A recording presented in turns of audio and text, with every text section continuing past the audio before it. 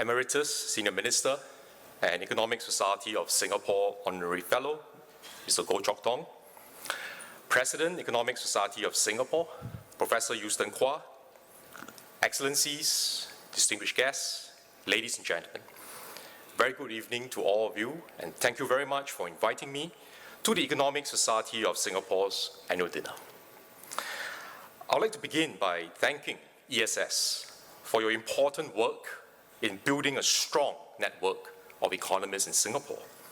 This facilitates cross-pollination of ideas, lively debates, which in turn add rigor to decision-making, whether in public policy, business, or other aspects of our society. Now, earlier, Houston mentioned that economics is something that we can apply to many facets of our lives. And he mentioned this particular area, which is how many children do you want to have, giving birth. So my wife and I, we have 4 children. My wife is also trained in economics, but I want to say that, when we had our first child, I don't think we applied economics. We were young, we were on our honeymoon. I don't think the decision was made based on economics. But our subsequent children, the second, third, and fourth, then I would agree with Houston that yes, maybe we were older and wiser. We did apply economics in our decision making. Now, ladies and gentlemen, in the company of many eminent economists this evening, I propose to focus my speech on an issue which gathered the attention of many economists in Berlin in May this year. Given concerns that trust in institutions is eroding across major democracies, the gathering put forth the Berlin Declaration, which proposed a new balance of responsibilities between markets and the government. The key contention is that markets on their own cannot be relied upon to deliver inclusive social outcomes, and trickle-down economics has failed. Better design policy intervention is needed to secure a fairer share of prosperity and tackle intergenerational problems such as climate change. The declaration has amassed widespread support with 500 signatures from influential thinkers, including Nobel laureate Angus Deaton and former IMF chief economist Olivier Blanchard.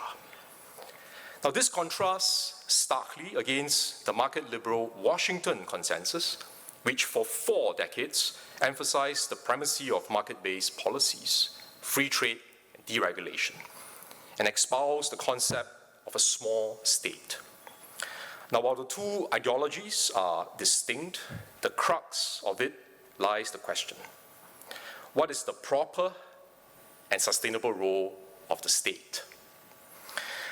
For Singapore, we have always approached this question based on what is practical and effective for us. We are pragmatic and not driven by ideology. We prefer to focus on what works in the context of our society.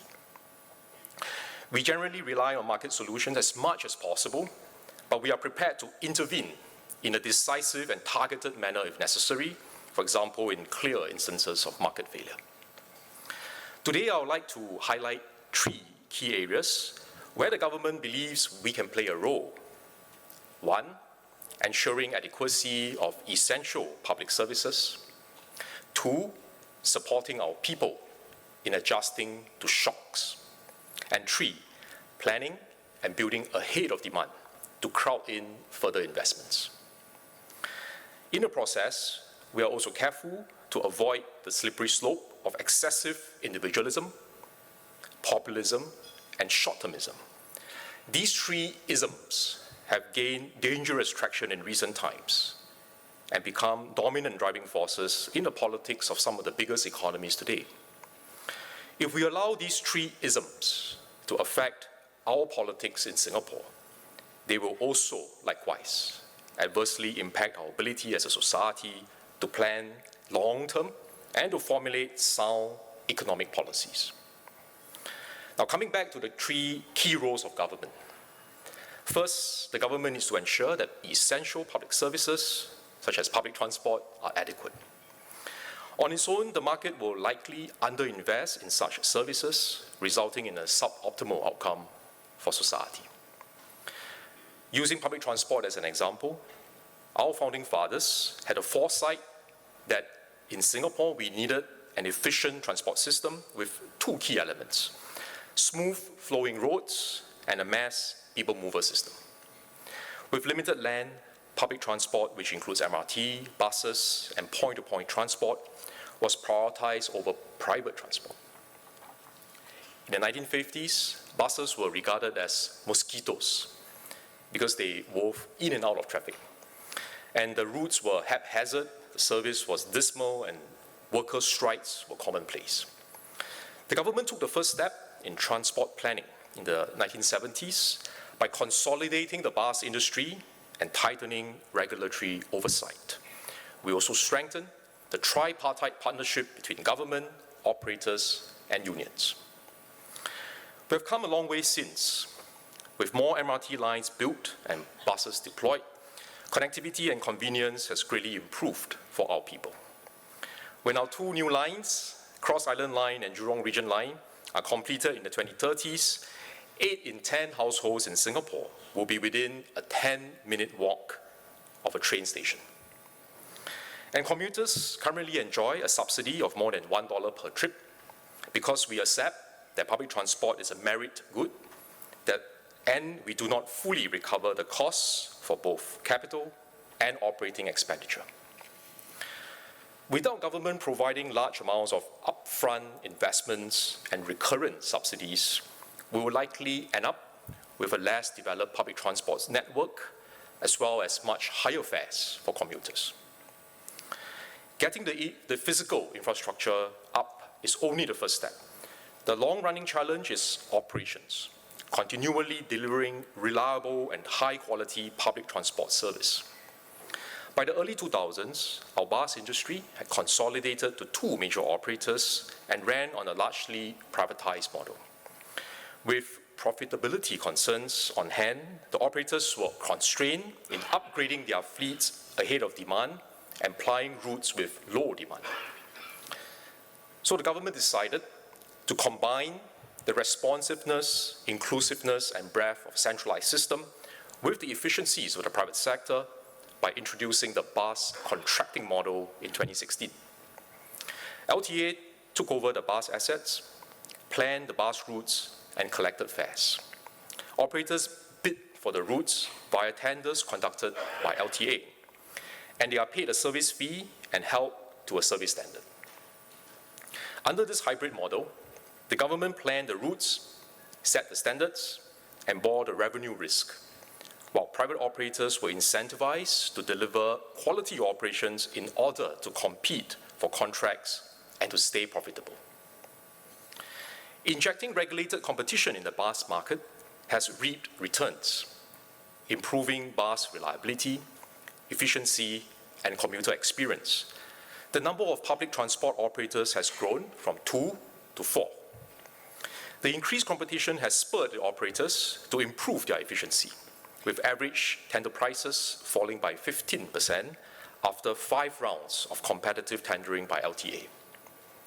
This also translates into improvements in bus service quality and shorter waiting times for commuters. Now, our workers too have benefited from this shift.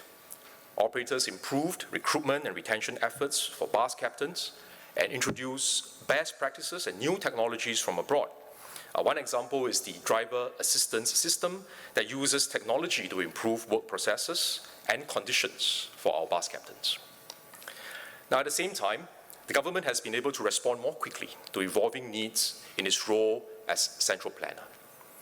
Last month, we launched the Bus Connectivity Enhancement Program, which commits up to $900 million over 8 years to enhance our bus network for residential areas which are currently less connected and located further away from the main existing transport roads.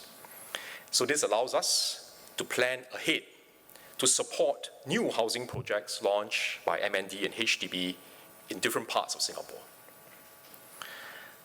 Now, even with the government injecting more resources to buy more buses and hire more bus captains, We must still carefully manage the trade-offs between providing greater convenience for commuters and keeping overall costs affordable because resources are finite.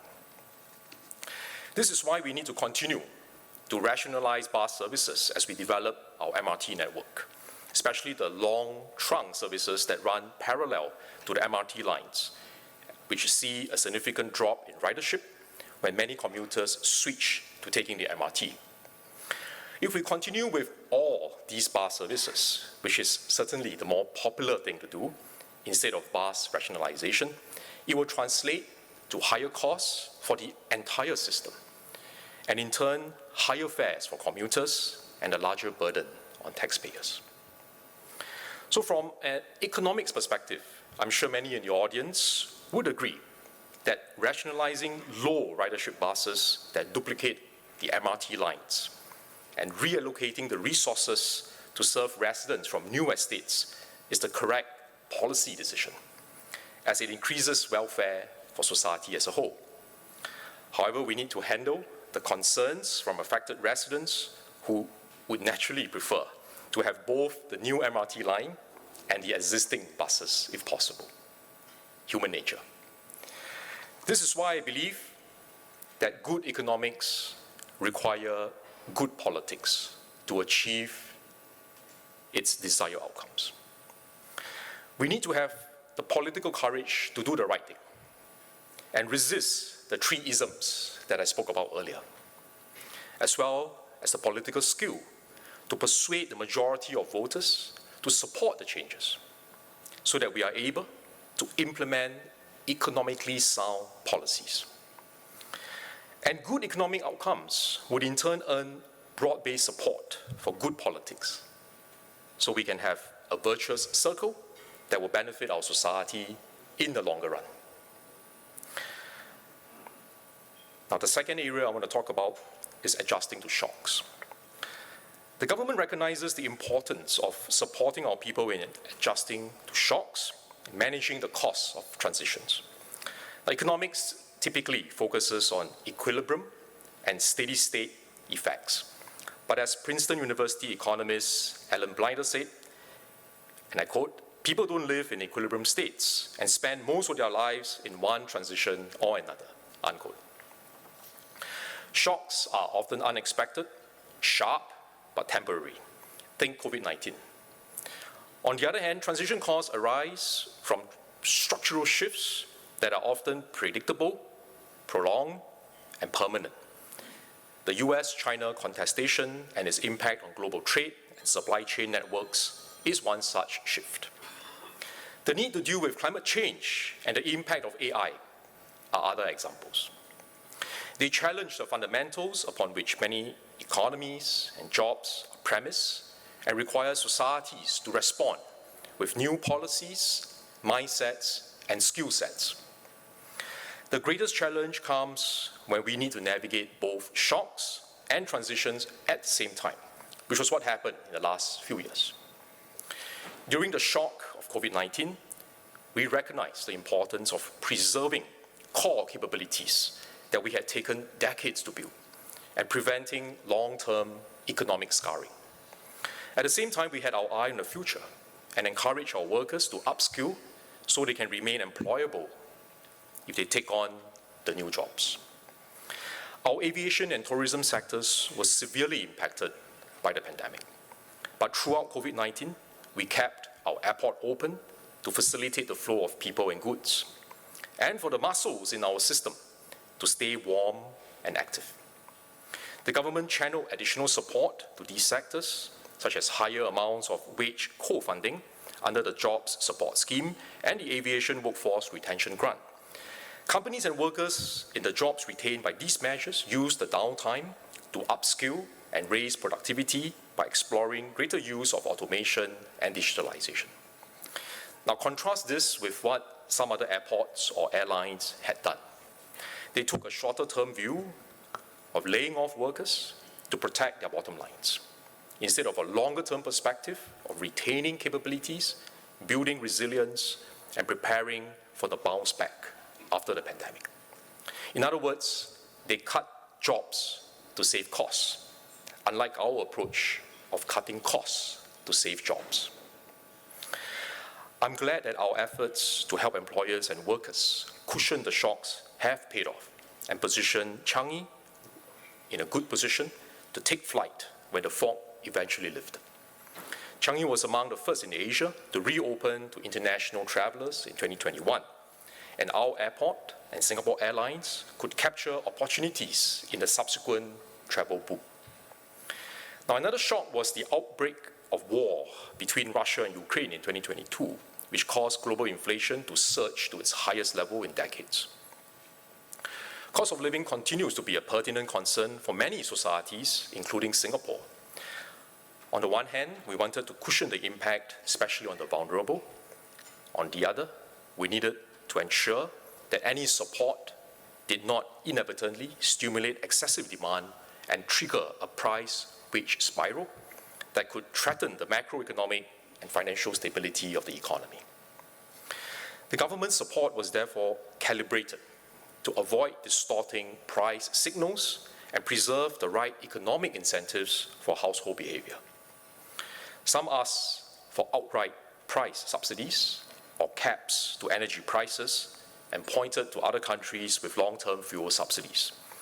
But we resisted making such moves because we believe that resources must be right priced to encourage prudent consumption, which is especially crucial in resource-scarce Singapore. Now, as we learn in economics, it is important to preserve price signals to reflect scarcity. Professor Kwok mentioned a similar point earlier in his speech. In fact, direct price subsidies often have the unintended effect of being inequitable, benefiting those who consume more. For example, a person driving a Bentley would enjoy more fuel subsidies than someone driving a Toyota Corolla. A family staying in a bungalow will consume more electricity than a family in a 3-room HDB flat, so a subsidy which lowers the electricity price would end up benefiting the bungalow dwellers more. For a small country like Singapore, where fuel is imported and subject to global pricing, it is also not sustainable to rely on permanent subsidies for these scarce resources. Instead, to manage the distributional consequences and cushion the shocks on households, especially the lower income households, we provided rebates that are separate from the pricing of resources, such as cost of living special payments, U-Save rebates, and CDC vouchers, with more support channeled towards the lower and middle income. These provide help in a targeted and fair manner without distorting price signals and consumption behaviors. Now, to paraphrase Sir Winston Churchill, we shape our policy incentives and thereafter they shape us. So the incentives are important in shaping behaviors. For businesses, support was also tilted towards firms that make the effort to restructure and transform. The Energy Efficiency Grant was introduced to nudge investments in energy efficiency among sectors which were harder hit by the increase in energy prices. The Skills Future Enterprise Credit provided additional support for eligible employers to cover their out-of-pocket expenses when they embark on workforce and business transformation.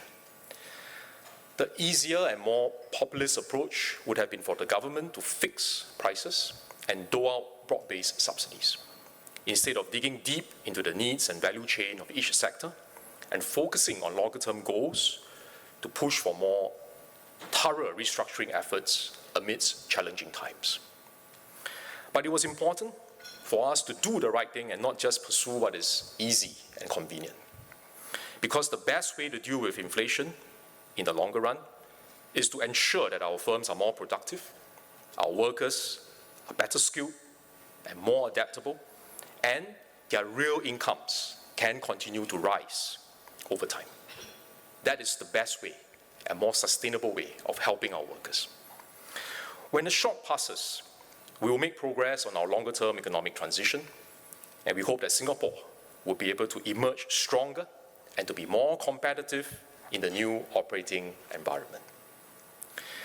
This is also how we steward our resources responsibly, instead of indulging in fiscal fantasies, that we can somehow keep spending more and more and find the taxes or loans to support this increased expenditure down the road without having to carefully assess the consequences upfront. It is a fiscal fantasy.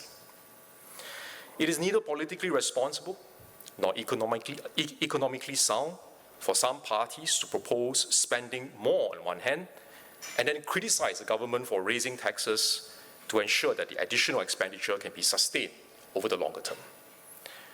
We need to be honest with the population that higher, sustained spending can only be supported if we are prepared to foot the bill as a society and not dabble in populist politics or fiscal fantasies by pretending that the additional spending can magically happen.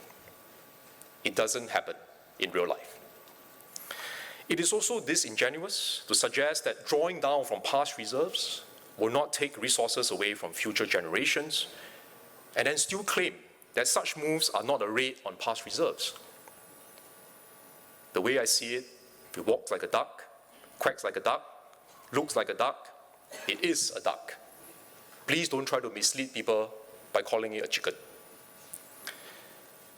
Singapore is one of the few countries in the world that can use returns from our reserves to add to our annual budget for spending. Many other countries, they want to do this, but they are unable to do it. In fact, it's the opposite for them. They take from their annual budget to pay interest on large accumulated government debt. And that leaves them less to spend on other areas which will benefit the people. Our reserves give us the confidence and fiscal muscle to weather major global shocks and build up capabilities for the future, even during economic downturns. We're in a unique and privileged position of strength, which can only be safeguarded if we remain prudent, disciplined, and fair in our spending, and continue to grow our reserves in a way that benefits both current and future generations of Singaporeans. Let me now move to the third area, planning and building ahead. Now, the government has to plan and build ahead of demand to catalyze and crowd in further investments from private investors. Most private companies have shorter time horizons. It is understandable. They have shareholders, commitments to meet. They will not be able to adopt the longer-term perspective like the government in building the country. Just as our founding fathers and previous generations of leaders had done, we need to look beyond the here and now and take a long-term view in planning and building Singapore. And this is so that we can leave behind a better future for our children and grandchildren than what we had inherited from our forefathers. One example is our seaport, which expands our reach beyond Singapore's geographical constraints and makes us a key hub for global trade and supply chain connectivity. We announced in 2012 that we will consolidate our port terminals and expand them at a single location in Tuas. Now, at that time, the global container shipping was facing a downturn, as the global financial crisis a few years prior had driven down international trade volumes, leading to reduced freight rates. We were also in the midst of developing the later phases of Pasir Panjang terminal. So against such headwinds, we could have taken a shorter-term perspective and maintained the status quo with our existing port terminals to avoid sinking in more capital and risking stranded assets. In fact, these were the arguments made by some critics at that time, who questioned whether the returns on investments were justified given the uncertain, shifting global trade environment at that period. Now, fortunately, the government remained steadfast in adopting a longer-term strategic view. Asia was expected to continue to grow strongly with a burgeoning middle class, and there was fierce competition from other ports in the region. Now, if we do not invest for the future, we would risk falling behind. Beyond supporting economic activities, our port is also essential to securing our resilience and our relevance in the geopolitical space. It acts as a conduit for the movement of critical resources such as food and energy. The Tuas port development was based on careful cost-benefit analysis, and this is how the government would approach every major investment. The cost is significant, it's estimated at over 20 billion, and so therefore we must make sure the benefits can outweigh this. Consolidating all port operations in Tuas would also help to reduce the cost of transport, manpower, and road congestion, because you don't need to do inter-terminal haulage. And this will free up prime land in the southern part of Singapore, or now what we call the Greater Southern Waterfront. And that can be used for other residential, commercial, and many other uses. So we also saw this redevelopment as an opportunity to revamp the port operations to be more efficient and productive. And when completed, Tuas Port will be the world's first fully automated port using automated guided vehicles and automated quay and yard cranes, leveraging on artificial intelligence to optimize movement and scheduling. Tuas Port will be developed over 4 phases, with each phase incorporating learnings from the previous. So we don't front load everything. We do phase 1, and then we learn, and then we improve as we do phase 2, phase 3, phase 4. And we are also then able to incorporate the latest technologies in the later phases. Now, to date, 9 berths at Tuas Port are already in operations, and when fully operational in the 2040s, Tuas Port will have more than 60 berths and a capacity of 65 million TEUs. The investment in Tuas Port is also expected to catalyze further investments from the private sector. Tuas Port will be a key nexus within the vibrant business and industrial estate in the western region, comprising the Jurong Industrial District, Tuas Industrial District, Jurong Lake District, and many more. Related industries can benefit from greater connectivity and supply chain synergies. In fact, we are looking at this. How do we optimize the flow of cargo and the necessary customs clearance and other procedures so that we have a more seamless, more integrated ecosystem? Now, to facilitate such industry development, we need to actively shape a conducive business environment. So we need to develop new capabilities in maritime technology and innovation, including in green technologies, because that's the way the industry is moving, to be ready for the future. MPA works closely with companies on manpower development to grow new talent and also to prepare our existing workforce for the future. And these efforts demonstrate true action, that the government is committed to building long-term capabilities. We are committed to maintaining our position as a competitive hub port in the region. And I think these provide the companies from the private sector with greater confidence to be able to invest, to be able to expand their operations here in Singapore. Now, ladies and gentlemen, please allow me to conclude my speech by reiterating a few key points. First, we have built up in Singapore something very precious and something that is worth preserving. Our stable political environment, which encourages good politics, has enabled the government to make economically sound and socially equitable decisions for the long-term benefit of Singapore and Singaporeans. Good politics is rooted in integrity and a firm commitment to the greater good of society, with the long-term welfare of the country and people taking precedence over personal or partisan interests. This establishes the foundations for a stable political environment that supports sound economic policies and long-term planning. Without good politics, leaders do not have the support to make necessary but difficult decisions on behalf of the country. Without a society that supports and espouses similar values that can help shape a conducive political environment, leaders will not have the mandate and also the time horizons to be able to implement their policies well. Therefore, I put to you that good politics is essential for building consensus and securing public trust and support, not only in good times, but also during tough periods, and not only to make popular decisions, but more importantly, also to implement difficult ones. As part of our Forward Singapore movement, the 4G team, under the leadership of Prime Minister Lawrence Wong, will continue to work together with all segments of society to refresh our social compact. And this is a shared understanding of how all of us in society relate to one another and what are our respective roles and responsibilities, and also to build consensus among Singaporeans on how our policies reflect the hopes and dreams of our people.